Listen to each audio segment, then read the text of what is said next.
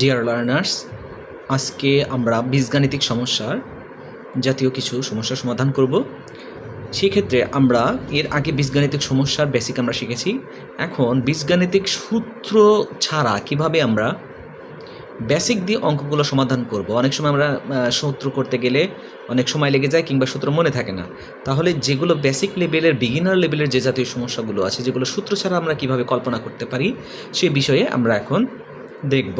একটি গাণিতিক সমস্যা যেটা দশম বিসিএসে এসেছিল। a plus B equal to 5 এবং a minus B equal to 3 হলে এ বি এর মান কত? তাহলে ফোকাস এখানে দেওয়া আছে আমার শর্ত দুইটা, এমন দুইটা আমার সংখ্যা হবে যে সংখ্যা দুটির যোগফল হবে 5 এবং তাদের পার্থক্য হইতে হবে 3। এখন আমি যদি সংখ্যাগুলো এরকম করে কল্পনা করি যে একটি সংখ্যা যদি এ 1 হয়, তাহলে 1-এর সাথে কত যোগ করলে সেটা 5 হবে, তাহলে 1 and 5। এখন এই দুটার সাথে আমরা একটু তুলনা করি যে দুজনের পার্থক্য কত। এ থেকে যদি বি বাদ দেয় তাহলে 3 হবে, তার মানে এটাকে যদি আমি 4, এটাকে ধরলাম আমি 4, তাইলে বিটাকে আমি ধরবো 1। তাইলে 4 থেকে 1 বাদ দিলে আমার থাকে কত? 3। আর এই ক্ষেত্রে 4 আর 1 যদি যোগ করি তাহলে হবে আমি 5। আমি আবার বিষয়টা ক্লিয়ার করি। আমার এর মানটা আমি বড় ধরতে হবে। এটা প্রথম আমার আছে এ আর এইটা আমার আছে বি। তাহলে এটাকে আমি যদি 4 ধরি, এটাকে যদি আমি 1 ধরি, তাহলে দুইটা যোগ করলে হবে 5 এবং দুটার বিয়োগফল হবে 3। এই শর্তটা কিন্তু আমার পূরণ হচ্ছে। তাহলে আমি এখন এই দুটার গুণফল আকারে যদি লিখতে চাই, তাহলে 4 আর 1, তাহলে সংখ্যা দুটো আমি কি পেলাম? 4 আর 1, তাদের মধ্যে গুণ করলে 4 আর 4, তার মানে অ্যান্সারটা হবে 4। সেই হিসাবে এখন আমরা এইটাতে আসি। আপনারা একটু ভাবুন যে এমন দুটি সংখ্যা আপনারা কল্পনা করুন যে দুটার যোগফল হবে 12 এবং তাদের মধ্যে পার্থক্য হবে 2। তাহলে 12 এবং তাদের পার্থক্য যদি 2 হয়, তার মানে আমার নিকটবর্তী দুইটা সংখ্যা লাগবে। আমি সংখ্যাগুলো লিখি 1 2 3 4 5 6 7 8।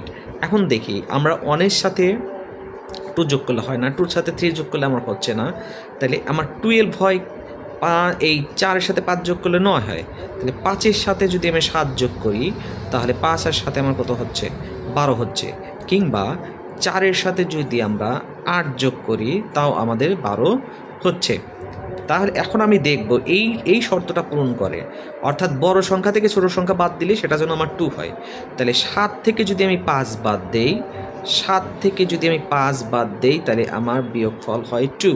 কিন্তু 8 থেকে যদি আমি 4 বাদ দেই, 8 থেকে 4 বাদ দিলে সেই দুইটার বিয়োগফল হবে হলো আমার 4। তার মানে সংখ্যা দুটা আমার হলো 7 বিয়োগ 5 ইকুয়াল টু 2। তার মানে আমার বিয়োগ পার্থক্য সূত্রটা এটাকে কাভারেজ দেয়। তাহলে একে আমরা কি করতে পারি? তাহলে এক্স ওয়াই, তাহলে 7 গুণন 5, 5 7 35। তার মানে আমার অ্যান্সার আছে এরকম। এখন কথা হলো যে এরকম অনেকে আমরা ভাবি যে না, সংখ্যাগুলো আমাদের ভাবতে কঠিন আছে, তাহলে বিকল্পভাবে আমরা ভাবতে পারি। কেমনে? সেটা এক্স প্লাস ওয়াই সমান সমান কত দেওয়া আছে? 12। এইবার আমরা নিচে লিখবো এক্স মাইনাস ওয়াই সমান সমান কত দেওয়া আছে? 2।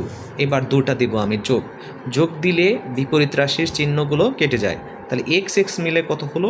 2x সমান সমান 12 আর 2 হয় 14।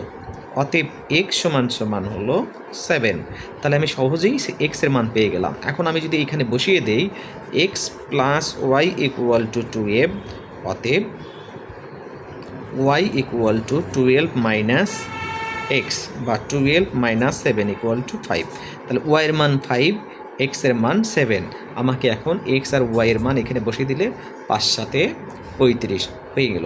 এইভাবে আপনি যত বেশি অঙ্কগুলো সমাধান করার চেষ্টা করবেন, বিগিনার লেভেলে থাকে যারা আছেন তাদের জন্য খুবই উপকৃত হবেন আপনারা। আর যারা মিডিয়ার কোড থেকে যারা উচ্চতর প্রশিক্ষণ আছেন, প্রস্তুতিতে আছেন, তাদের জন্য আসলে এত বিগিনার লেভেলের অঙ্ক আপনাদের না দেখলেও চলবে।